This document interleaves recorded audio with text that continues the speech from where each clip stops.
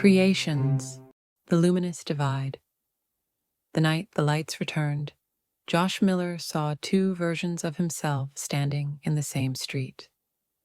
One bled, one didn't. He blinked once, and the bleeding version vanished, leaving only the copper scent of moisture in the air and a faint shimmer of light around his hands. He stared down, heart pounding. Every luminary reported a first echo. That was his. The Bureau would be here in minutes. Josh sprinted through the ruined alleys of Zone 6, the blackout district where the divide first split the world in half. Street lamps flickered between pale blue and blinding white, each pulse syncing with his heartbeat. A voice crackled over the comm band in his ear. "Josh, it's Veronica. You have to get to the Halo Bridge before the scan resets. Kevin's team is sweeping East Kevin, his old partner, the one who sold him out when the Bureau realized Josh could see further than anyone else." He muttered, "Copy," and ducked through a shattered storefront. The city of Avenor. No, not Avenor anymore. It was Citadel Grids now. Looked like a broken motherboard, each block glowing in disconnected patches. The blackout months ago had left half the population seeing light echoes, fragments of possible futures visible only to the infected. The government called them luminaries. The rebels called them cursed. Josh called it a burden. He found the Halo Bridge suspended over the Null District, a circle of glass lit by swirling arcs of color that shouldn't exist. Sandra waited there, crouched beside a flickering control panel, eyes wide under a tangle of wires. "Got the access codes?" he asked. Sandra grinned. "Always do." "What's the plan, Prophet?" "I'm not a prophet.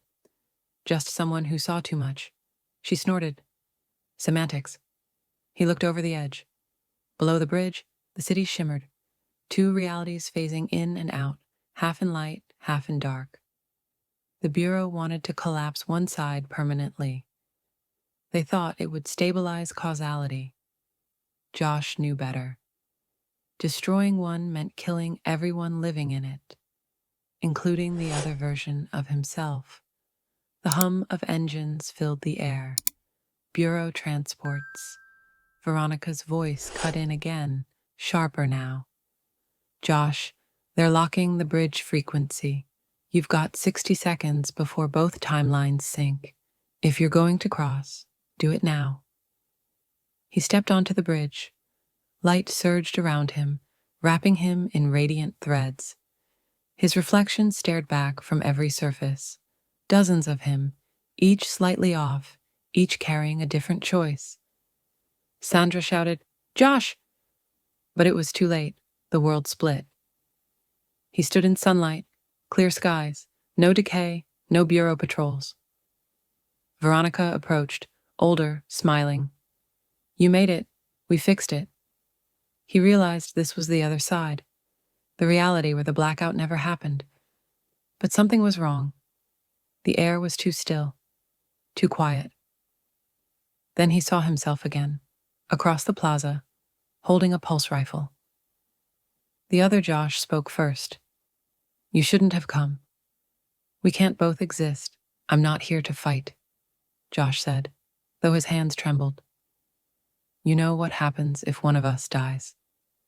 The balance collapses." The other's eyes burned with light. "That's the point. Dr. Corrin built us to end it, to merge the worlds into one." He raised the rifle. Josh dove aside as plasma seared past him, cracking marble. He rolled, grabbed a shard of light echo, pure energy, and hurled it. The blast knocked the other him backward, but the shockwave rippled through reality like a cracked mirror. He heard Veronica's voice again, faint, through layers of static. "Josh, the system's overloading. You have to choose, collapse or merge." Both versions froze, staring at each other as the world disintegrated around them. Josh whispered, "If we merge, no one remembers. No one suffers." The other smiled sadly. "Then maybe we both get peace." They stepped forward together. Light consumed everything, burning, blinding, and mercifully quiet. When it faded, only one Josh remained. He stood alone on the Halo Bridge, watching the sunrise over a city whole again. No echoes, no divides. He exhaled, the breath of two lives condensed into one. Veronica's voice returned, soft and human. "Welcome back, Josh." "You did it." He smiled faintly. "Did what?" She hesitated. "Saved us. Again." But she didn't remember the first time. And maybe that was for the best. Like and subscribe. Thank you for watching. Story Creations.